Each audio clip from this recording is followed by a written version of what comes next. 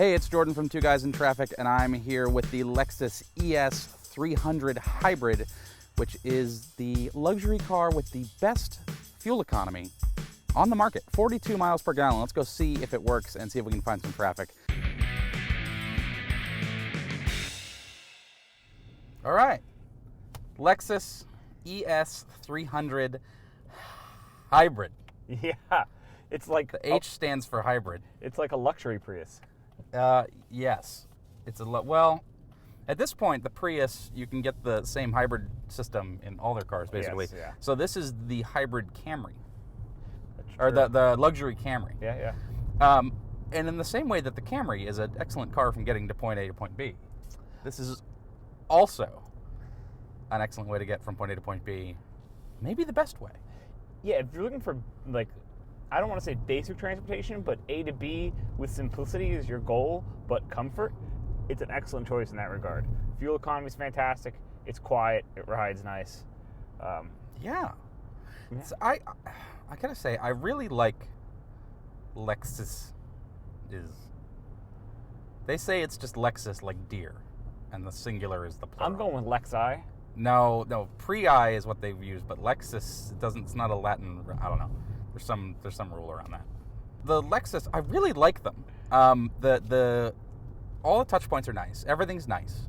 The steering wheel I especially like, and it's got this like hard wood thing on the inside, but then it's still leather everywhere else, so that the heated steering wheel is effective everywhere, which I really like. The buttons on the steering wheel are somewhat well laid out, except for you've got the buttons over here on the right that change the track, and then the buttons over here on the left that change the volume, and then the buttons above them don't do anything with the stereo. It's like I kind of wish they were all on one side. Yeah, my bigger complaint here would be I really wish the volume was on the right and the track was on the left, because which you're going to puzzle with more, and let's be honest, most people are right-handed. Yeah. That's a super picky complaint, I realize, but Yeah. Another thing to be picky about is over here, the volume knob is the outer knob, and then there's an inner knob, which is for tuning. And the first time I tried to change the volume, I changed the track by like 7. yeah, I mean, Like, that's something you won't do after the third time. But I do kind of like that they don't have a second tune button over here that you're never going to touch, which is all that would be. Yeah, well, They that's move true. it back. So anyway, yeah, ES300, we can dive into the minutia in a minute. Climate control's great. Climate control, yeah, it's got, uppy button, downy button. Yeah. Auto works really well. My favorite feature that Lexus has that no one else has, and I do not know why, is there is an auto mode for the heated and ventilated seats and the steering wheel. Well, you have to, there. And so you put it on auto, and if it's hot, it will put the ventilation on, and if it's cold, it will put the heat on. Interesting. And then it'll like tune them down based on the temperature of the cabin and things like that. You do think that would be a simple thing to do? Yeah, and they're really, I believe it's concierge or something like that. Sure. I mean, because automatic. It's a very complicated thing. Apparently, it's a complicated thing because only Lexus does it. But I gotta say, that's a top 10 comfort feature right there. That's a very. I know it seems like a lot hitting the button, but I appreciate it because there are days where I want heated to start and ventilated by an hour yeah, and so in the you drive. got to get in, you got to decide what you want to do and whatever. And it's like, oh, this is silly. Yeah, so you got stuff like that. I think the exterior looks really good. People always rag on Lexus for being boring. They responded to that criticism by putting a giant hourglass on the front of all their cars, and said, "We're not boring. We've got this thing." And this certainly has the hourglass, but it's fine. This one's sort of blacked out a little bit. To be fair to those people, I don't know that I've ever used the word exciting for a Lexus.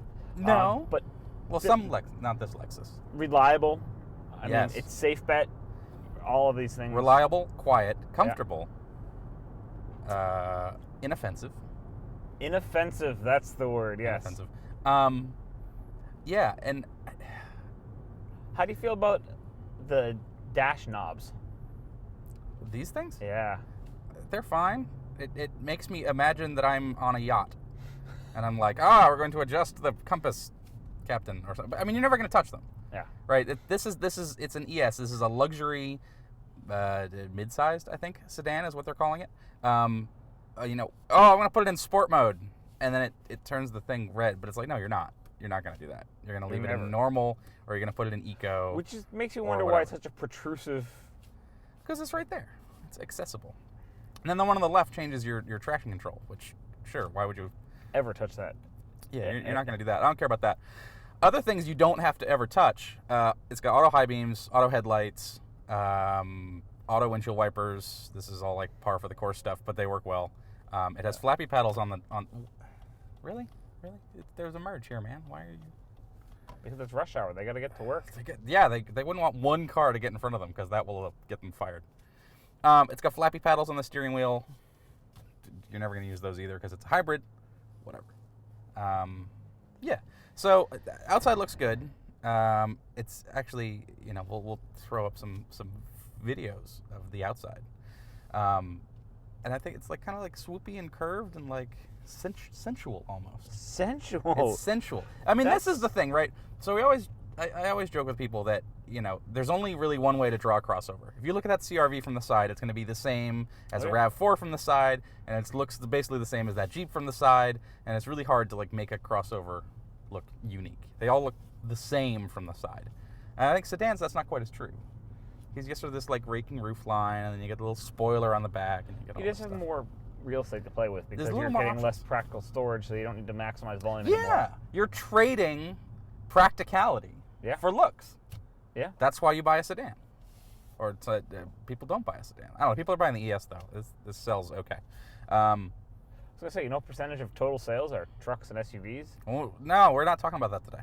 Okay, fine. Because if you're commuting, unless you're this guy. If you're commuting, this is a perfect vehicle for that, to be honest. I am going to nominate this for the Two Guys in Traffic Luxury Car of the Year award. Well, the year's not over yet. It's not, but I'm going to nominate. Nominate, okay. It's nominating. Okay. It's in the nomination process. Accepted. I think it is worthy of a nominee. Yeah, so I've got two... For the commuter category? Yes. Well, that's the only category. Oh, that's fair. That's our only category. And so I got 2/3 of a tank used, or a little under half. Anyway. And without trying, I mean, I wasn't driving like a jerk, but just driving normally on the highway, in city, all sorts of things. 42.4 miles per gallon, which is like bang on for what the EPA says it's supposed to get, and is really good. And for a lot of this, we've just been in Eevee mode. Oh, sure. And there's even a button. The point of the hybrid. It says Eevee mode right there. Yeah, but with an Eevee mode, you would think the thing plugs in. Yeah, so the Eevee mode, it only works under certain miles per hour, and you can't go very fast, and you can't go very far. And as best I can tell, it's basically, I'm almost to my house, and I'm only going to go 20 miles an hour to get there. Don't turn the motor on again. How would it wouldn't do very well going uphill then? Because I could also view it as, I'm going up this mountain, drain the battery, because coming down the backside, I'm going to No, that's not what Eevee mode does, no. Why would they make that? No. Well, I mean, they've got that on plugins and stuff, but not on this. It does have a hold button, which I like. So if you do stop at a red light, you don't have to hold your foot on the brake, which is one of those, we run into so many of those features that it's like, that's the dumbest thing ever until you use it and you're like, oh, this is kind of nice. Yeah, I kind of like that. I hear it. It's got adaptive cruise. It's got a very good lane keep assist that works most of the time unless there's the lane moves off to the right for an exit, and then it ping pongs a little bit, and it's not great. But the rest of the time, like here, so here I can turn that, hit that button, and then I hit that button. Radar cruise active. Pay attention to other vehicles. Yes, okay. So we're still on EV. Yeah. Electric's on. And so it drives along, and then it'll keep it in the. Actually, so everyone's going to 495. That's where all the traffic is. Yeah, wait. Do they know something we don't? Yeah, they're going to work. Yeah, but why is the traffic all over there and not? Usually it's the other way around. Yeah, no, it'll come back. Because remember, you're just losing traffic to this interstate to get onto 495. Oh, it'll be on the other side. That's right. Oh, here it is. Okay, we didn't have to go very far. Yeah, even at 60 miles an hour here for 30 seconds, nice and quiet. Yeah. That's good. And now we're in traffic again. You don't trust the Let's adaptive cruise recharge to deal the with battery. stop vehicles? it's not meant for that. No, would not end But it's well. moving, so it might have worked, but it would have not been pleasant. If cars are stopped in front of you and you have radar cruise on, slow down yourself. Yeah. Because it won't until it's too late. But now that we're slowed down, we'll do it again. Yeah, so radar cruise works great. The lane centering works really well. All of the things that I would want as a commuter car are here. The trunk is huge because it's a big sedan. There's plenty of room in the back, so if you are, if you're on the market for this, and you can go in there and dig out the Monroney,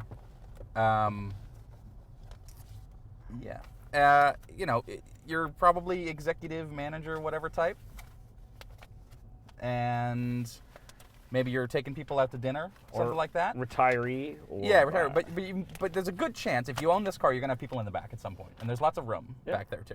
Okay, so 54,405 with destination. Yeah, that's about right. That feels right. In what color is this? Sunrise, sunburst green. Let's say, sunlight green. Sunlight green. Sunlight green. I didn't like it at first, but it has grown on me. I like the sunlight green. It is properly Lexus-y. This guy's gonna hit us. Something just a little subtly different. Yeah, it's fine. It's pleasant. It would look good at the country club. It's a good way. No, it's not olivey. It's not that yellow. It's like a duller seafoam. See, I'm glad that you can parse these colors, because me as a male, I would call this green. It's like if the crayon's not in a box of like 8 Crayola crayons, it doesn't exist. Yeah. It's a duller seafoam is how I would describe it. Maybe. Okay. Yeah, I don't know. 17-inch wheels. That's better for fuel economy. It is better for fuel economy. It's probably good. And they're really good. These look like the turbine wheels off a Tesla. It's a nice departure from a lot of brands that are throwing on the largest rims that they can to make you think that you have a sports car. Yeah, this isn't pretending to be anything. Oh, actually, the standards are 17. Oh. We were charged almost $1,000 for the 18-inch 5-spoke noise reduction wheels. In case you cared. Really? Really? I feel like these are not 5-spoke wheels. You want to fight with the sheet? I mean... No, the sheet's not lying. Yeah. Look at that. 43 city, 45 highway, 44 combined. And we're just under that. That's pretty good. That's excellent. Reality is here. I will not complain about the fuel economy of this vehicle. It's very good. Things I will complain about. Down here, we have the USB plugs, which with this rubber cover, which is like, clearly that was added in later. Yeah, the rubber cover, so when you spill your coffee on it, they can say, well, we gave you something. We gave you a cover. Yeah. You're going to leave it open. You got the place to put your phone there. It's like, okay, that's fine. Except when it's plugged in, which you need for CarPlay or Android Auto, the cable goes where? It has to like stick up out. It's weird. And then you have the little lid, and you can't close that unless this is closed. I haven't tried it. Does it have Android Auto? I don't know. I don't think it does. I don't think it does either. No, you're right, it doesn't, because Lexus... I'm going to guarantee you that 90% of Lexus owners are using iPhones. Okay, I believe it. I haven't seen the stat, but I can almost guarantee that is accurate. Also, we didn't do the Ford Super Duty cup holder test. No. So this would not do well. This would do poorly, There's as a one, matter of fact. But it's got a cutout here for your mug. Oh. For your coffee, I guess. I'm assuming that's what that is. This would do very poorly on the coffee. And then there's this, and it's got 2 levels of hole. There's giant bin, and then you press the button, and it's a slightly less depthy bin. If you're a thirsty person, this is not the car for you. Well, you know what the Japanese say, like the Swedes say. So you should not be drinking while you drive. You should be driving. 2 hands on the wheel and drive. You do get this pretty good cavern here, but and you get I'm from the America. charger. If I can't fit a gallon of coffee in here, yeah, it's not ideal. It's not ideal. Also not ideal is, you see the big beautiful screen? Yeah. It is not Oh boy, we're gonna talk about the touchpad, aren't we? It's not a touch screen, and we have to get into the trackpad. Oh, which, if all you're doing is CarPlay, it's not the worst thing in the world. But it's not great, because it's not really predictable. So it goes from here to the music app, and then I go right, and it goes to Yeah, I mean, and then it you're goes being this, generous and in then this it goes thing. left. Yeah, it's not. It's not. I good. can't really This think of thing's- many worse interfaces, to be honest. This thing's bad. I mean, it gives you a little. No, it's not. It's not good. It's almost a this is- safety hazard. It's so distracting. It's indefensible. They keep putting it in, but it's bad. Yeah. And basically every other Mercedes one right there. Yeah. Yes, he's gonna be like, yeah, it's fine. I got a knob, and it's gonna be fine. And The knob is a big step up from this. The yeah. BMW knob is fine, and the yeah, I don't know. I don't get it. That's the biggest weakness, but I think it's offset by the auto seat warmers. We are different people. No, because you're gonna set your music, and then you're gonna set your destination on your. It's all gonna be on your phone. At least because you're gonna CarPlay everything. At least half the time, if not more, I won't use my seat climate control, but I use this every time. No, you won't. You're gonna pick up your phone, and you're gonna go to the home button on there, and you're gonna hit home, and you're. But I'm gonna have to get to the home button. No, because you plug in your phone and it appears. People are gonna use CarPlay, and then Lexus is unhappy to hear this, but because they were the last big car company to put CarPlay in their cars. Right. People are gonna use CarPlay. They're gonna use their phone. Whatever. It's a whatever. It's not good, but it's. Yeah, so for all you guys who are watching, please leave a comment and tell Jordan that, excuse me, I use my stereo. You don't. You're going to use the track buttons here and the volume buttons here. And that's it. Tell him. But you get CarPlay and the screen's really big and nice, and yeah, it's terrible. I'm just saying it's not a deal breaker. Okay, I don't know about you, but you ever try to like zoom in and out on the map or pan on the map? Can't do that. Not a touchscreen. No, can't do that. Yeah, that's a weak point. It's a weak point, Lexus. And Lexus, I believe, is aware of this. So you'd hope that means they're going to fix it at some point. That's, I think, a bridge a little too far in the logic there. Okay. Other things. So you have... Stop giving me warnings. There we go. Oh, no. Every time it gets or loses a car, it shows you a message. It's not helpful. That's a little annoying. But we do have our three things. We have digital speed here in the middle. Outside temperature, 59 degrees here on this nice October day in New England. And our current range, which it says is 165 miles, but which is covered up every time there's a cruise control notification. Yeah. So I mean, I do like the dash. I think the dash is good. is It's nice, clean. yeah. When you're in normal, it gives you, are you in eco with the throttle, or do you move into power? And then are you charging? And whatever. What do you think about the analog clock? Analog clock, that's a Lexus thing. That's like a throwback. I like that I see a clock here and it says it's 8:22. Yep. And then I see another clock here and it says 8:22. Or if I want to make my life more difficult, I can look at the analog clock and have to think slightly harder. Yeah, I feel like it's something that was thrown on to make the car look classy. Well, now it's worth $54,000 as an analog clock. You got to put something right here.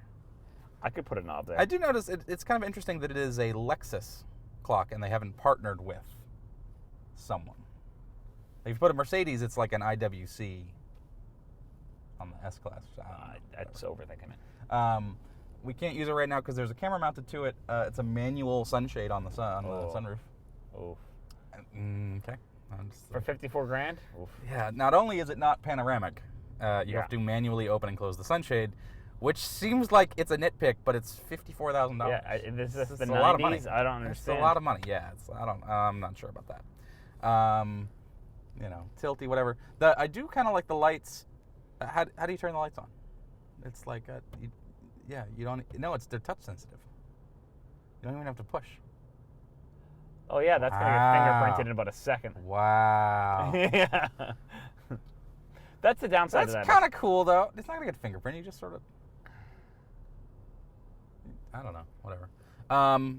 One cool thing. Let's see. Car drive yourself.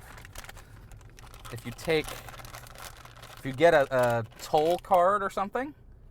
Yep, I've seen that. It's got a little. Here, we'll show you. No right one ever here. knows what to do with it. It's got a little slot handy. right here. Yeah. Then you can put stuff in it. So if you're on the New Jersey Turnpike 10 years ago and they give you a toll ticket, because everybody uses Easy Pass now. Right, but I use it for like my gas rewards card. Yeah, you could. You could put a gas card there. You could put just like a spare credit card there for emergencies if you leave your wallet at home or whatever. Or in case you're a person who eats a lot of takeout food, you can. Yeah, you buy gas, or you buy your McDonald's or your hipster coffee shop rewards card like you have in the side of your thing. Not mine. Sure. My wife's. Yes, right. That's what they all say.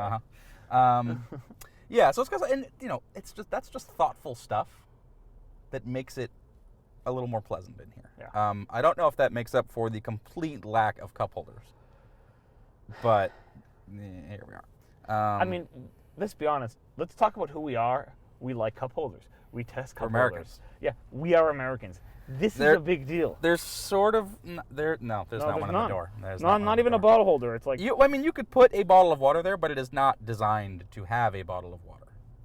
If I bring my Nalgene, quart-sized no place jug, to put that. Well, yeah, no. Yeah, there's no place to put it because no one takes around water bottles. No.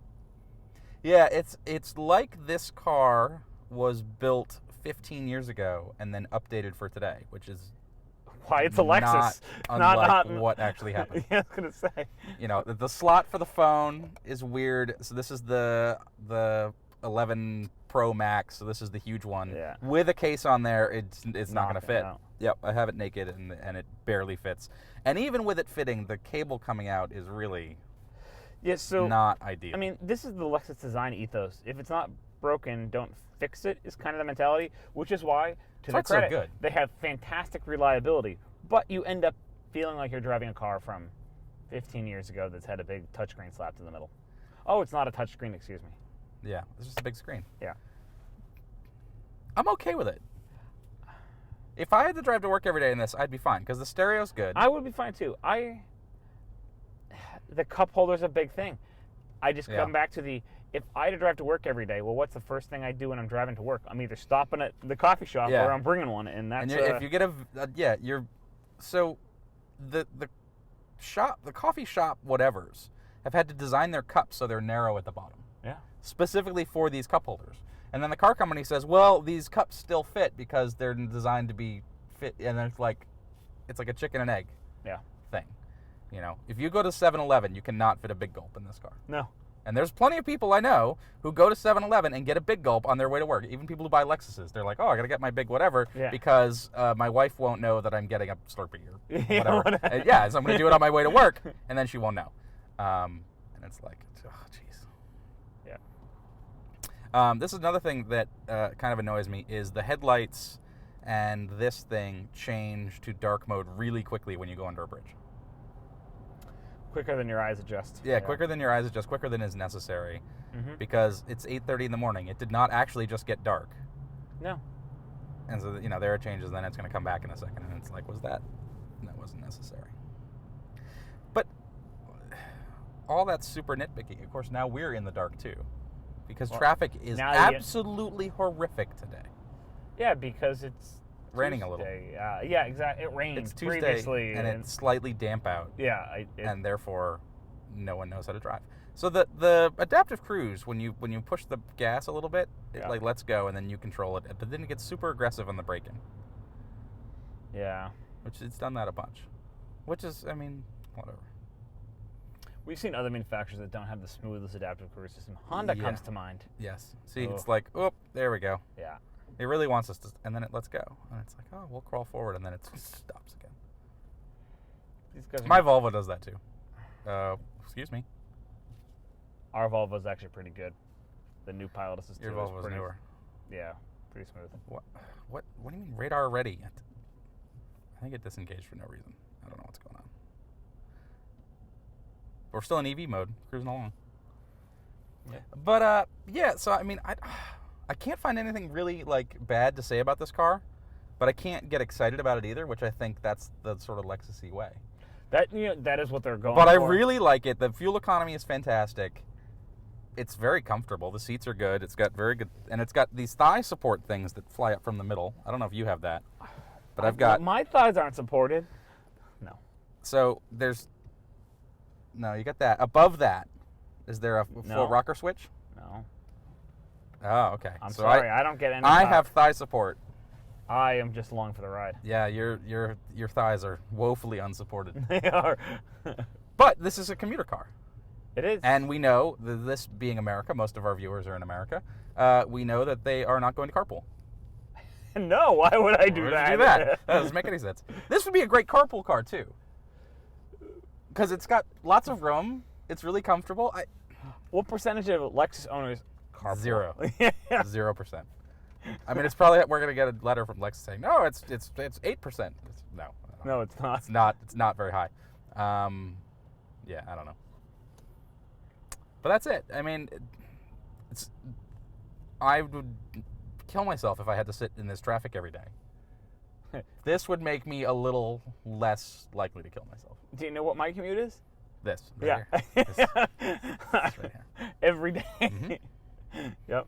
Yeah. What are you gonna do when we're done? I'm gonna go sit in some more traffic. It's gonna be great. But yeah, Yeah. At any rate, I feel like I can't get excited about it, and yet I'm excited about it because it's good. you can't get excited about it. I am definitely not excited about it, but I know plenty of people who I would recommend this car to because they want reliable transportation. And they wouldn't get excited about anything. Nope. Yeah. If I showed them a car, we'll get excited about it. They'd be like, "What are all these knobs and buttons and Yeah. Why do I and, need all that? yeah. I just want. That's just gonna break in 5 years," is what they would say. There's a lot of that. I feel like this car is going to last for a very long time. It is. It'll last. Lexus engine engineers told me once their engines are designed to last 250,000 miles without any major incidents. I would have said 200 is a pretty good lifespan for this car, but yeah, it's gonna last a long time. Well, that's just the engine. Yeah. And that's what it's designed for. And they're assuming that you'll do things like change your oil on time. Well, You're asking a lot. yeah, you're asking a lot for a lot of buyers. Yeah. But that's it. All right. 2 guys in traffic. I'm Brian. And I'm Jordan, and we really want you to like and subscribe. Mash that subscribe button. And click the bell. For notifications. So the bell for notifications for new videos. Weekly video, maybe. Sometimes weekly videos. And comment and tell us all the things we got wrong and how exciting this car is. Because I know there's a lot of Lexus fanboys out there who love the ES. They're going to be like, "Oh, but the Mark Levinson sound system." And I'll be like, "Yes, because this is the only car with decent sound." Well, I do like the little speaker grills. It's kind of like fancy. There's a lot of stuff going on there. How many people ever bought a car for the speaker grill? I don't know. But it's got memory seats on my side. It's got 3. That's actually an upgrade. 1, 2, 3. Yep. That's a lot. In case you have a... It's got threesome in your got house. one-touch windows up and down. Yeah. It's got all the things that you want. All right. Yeah. All right. Lexus ES300h. Fuel economy now at 42.2. That's pretty good. Though it's not at Eevee mode now. We ran out of battery. Okay. So it's gonna get worse. Right. And we're gonna sit in traffic. Bye-bye. There you go. Bye-bye.